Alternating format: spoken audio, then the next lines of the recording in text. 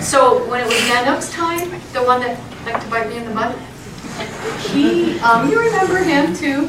He was the one that always went to the schools. He thought he was a little bit more superior than the rest of the ones in the pack.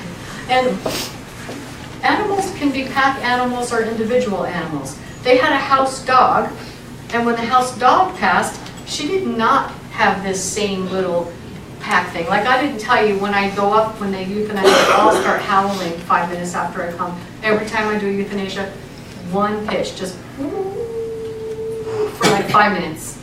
And then we'd go into the euthanasia with the dog, Cece, remember Cece? When she passed, she clearly told me, I am not a wolf, I am not in their pack. I'm the only one that can go out the front gate and do whatever I want to. They can't, ha ha ha. You know, she was just like a little brat about it, actually, kind of like. And she wanted it to clearly not be like their normal thing, just to set the precedence that they know she's different. I just love that. But when Nanook was going, he'd had cancer. They had taken him to CSU. They diagnosed him, and they asked, is he safe for us to take back up the mountain? Because I know he'd rather die in the mountain. I was still pretty new at this whole concept of tuning into animals. I mean, now I tell people the good news is, if I don't hear anything, they're probably fine, because I mostly hear stuff when it's close to end of life. And, which is scary, because sometimes they'll come in and I'm looking at their animal and I'm like, have I ever given you my cell phone yet? You know, that's a sign that something's up. But anyway, Nanook's carried back to the Wolf Mountain. They lay him in their little living room. He stays there overnight, and they call me and ask, can I come up in the morning? I had never experienced sage or sweetgrass before. Have you guys ever experienced someone lighting sage or sweet? I didn't know what it was, but I kept smelling it in the morning in my shower and things. And I'm like, what is that? And I'd like blow it off, and I like to do just a little bit of grounding in the morning, but I didn't know what that was, so I just tried to. It was like getting a song out of your head, to get that smell out of my head. And then I start driving this hour drive up the mountain, and this smell comes back. And I'm like, you know, Nanook's kind of an Indian name, and this reminds me of Indian smells. And then I started hearing Indian flute music in my head. So I'm okay. This must be Nanook trying to talk to me. So I tried to meditate a little bit and listen. And I asked, is there anything I can do for you? Because I asked if it was him. He's like, yes, can I do anything for you? And he said to me, I am the king. I want to go out like a king. I want to be honored, and I want reverence.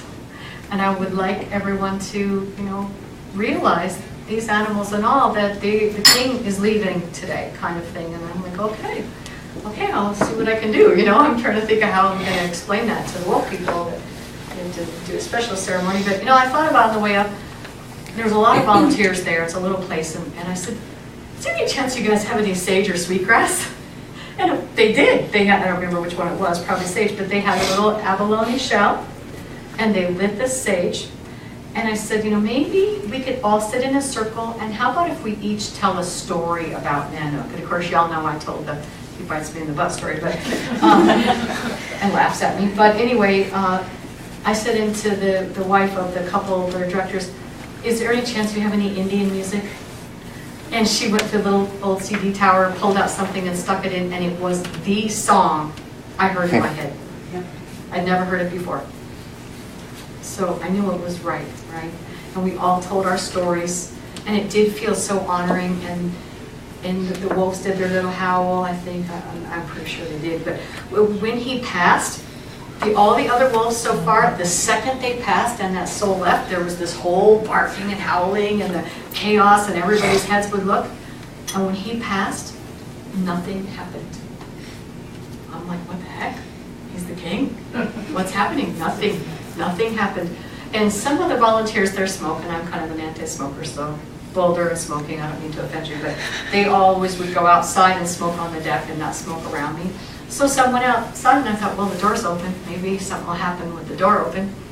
Nothing, you know, it was just like quiet. And I'm like, what's going on? And then it was like I heard this rumbling sound, almost like thunder. And in my mind, in my imagination, maybe a daydream, I don't know what it was, I saw a chariot come into this little house. And I actually saw him being lifted up and laid on this chariot. And when the chariot, through my daydreamer mind, went outside, the wolves went crazy. Started barking and howling, and they watched him go.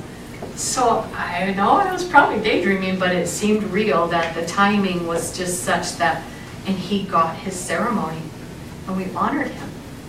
And I don't know. So